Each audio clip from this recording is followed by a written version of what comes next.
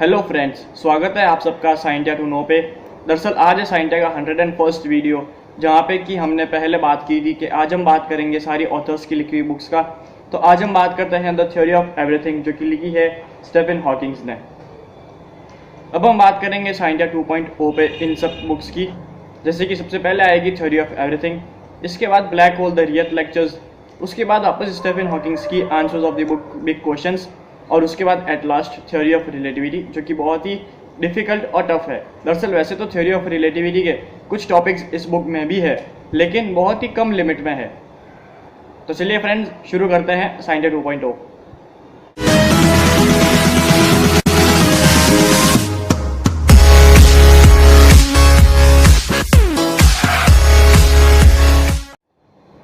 तो फ्रेंड्स, अब हम बात करते हैं इस बुक के इंट्रोडक्शन की। दरअसल जैसे कि इंट्रोडक्शन में सबसे पहले स्टीफन हॉकिंग्स की सारी लिखी हुई बातें हैं कि हम इस बुक में कौन से लेक्चर में किसके बारे में बात करेंगे। दरअसल मैं ये आपको पढ़ के और इसके बाद आपको एक्सप्लेन करने की भी कोशिश करूँगा। जैसे कि लिखा हुआ है, in this series of lecture I shall try to give an outline of what we think in the history of universe from the big bang to the black holes. In the first lecture, I shall briefly review past ideas about the universe and how we got to our present picture. One might call this the history of the universe. दरअसल हम first lecture में ये बात करेंगे कि हमारा universe past में कैसा दिखता था और उसकी पिक्चर अभी प्रेजेंट में कैसी है। दरअसल यूनिवर्स हमारी बिगिनिंग से, बिग बैंग से और ब्लैक होल तक क्या उसमें डिफरेंसेस आए हैं, वो सब हम इसमें जानेंगे। In the second lecture, I shall describe how both Newton's and Einstein's theory of gravity led to the conclusion that the universe could be static. It had to be either expanding or contracting. This in turn implied that there must have been a time limit between 10 and 20 billion years ago, when the density of the universe was infinite. This is called the Big Bang. It would have been the beginning of the universe.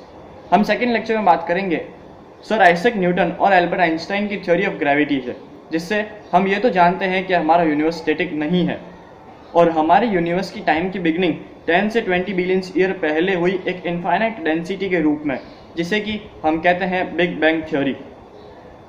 In the third lecture I shell talk about black holes. ये तो बात clear हो गई कि हम third lecture में बात करेंगे ब्लैक होल्स की।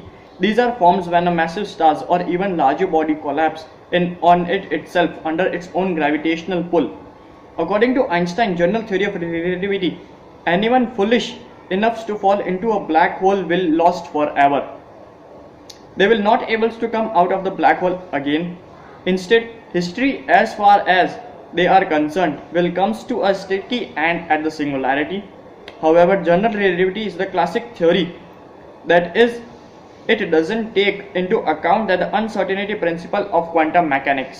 दरअसल थर्ड लेक्चर में हम ब्लैक होल्स के बारे में तो बात करेंगे, लेकिन ये भी बात करेंगे कि अगर कोई फुलिश पर्सन ब्लैक होल के अंदर गिरता है तो उसके बाद उसको कुछ भी याद नहीं रहेगा दरअसल। और जैसे कि आइंस्टाइन की थ्योरी ऑफ रिलेटिविटी बताती है कि वो एक सिंगुलैरिटी में फॉल करेगा।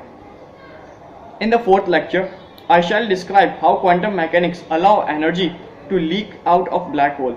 Black holes aren't as black, are they painted? दरअसल फोर्थ लेक्चर बहुत ही इंपॉर्टेंट होगा, जिसमें हम बात करेंगे कि किस तरह क्वांटम मैकेनिक्स से ब्लैक होल अपना वेट लूज करता है और ब्लैक होल उतने ब्लैक नहीं होते जितने हम उन्हें समझते हैं। In the fifth lecture I shall apply quantum mechanics idea to the big bang and the origin of the universe. This idea is idea that space time may be finite in the extension but without boundary or edge. It would be like the surface of the earth but with two more dimensions. दरअसल fifth lecture में हम बात करेंगे quantum mechanics की कि किस तरह हमारे यूनिवर्स में बिग बैंग थ्योरी का एक रूप है और वो किस तरह ओरिजिन करता है।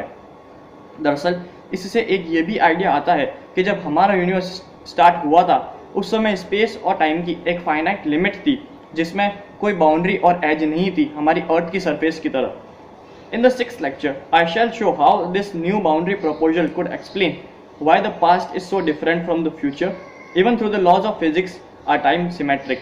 दरअसल सिक्स लेक्चर में हम बात करेंगे कि किस तरह ये जो नई बाउंड्री प्रपोजल हमें मिला है ये पास्ट से अभी हमारे फ्यूचर तक कितना डिफरेंट हुआ है।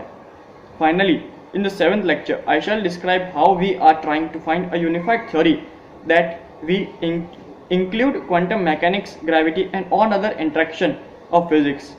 If we achieve this, we shall really understand the universe and our position in it.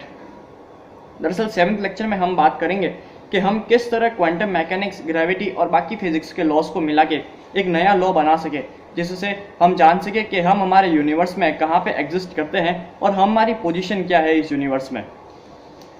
दरअसल अब हम बात करते हैं कि हमारे इस थ्योरी ऑफ एवरीथिंग के दरअसल इस टॉपिक्स के क्या क्या नियम है। दरअसल first lecture ideas about the universe, second lecture the expanding universe, third lecture black holes, fourth lecture black holes aren't so black, fifth lecture the origin and the fate of universe, sixth lecture the direction of time, seventh lecture the theory of everything. उसके बाद आता है index.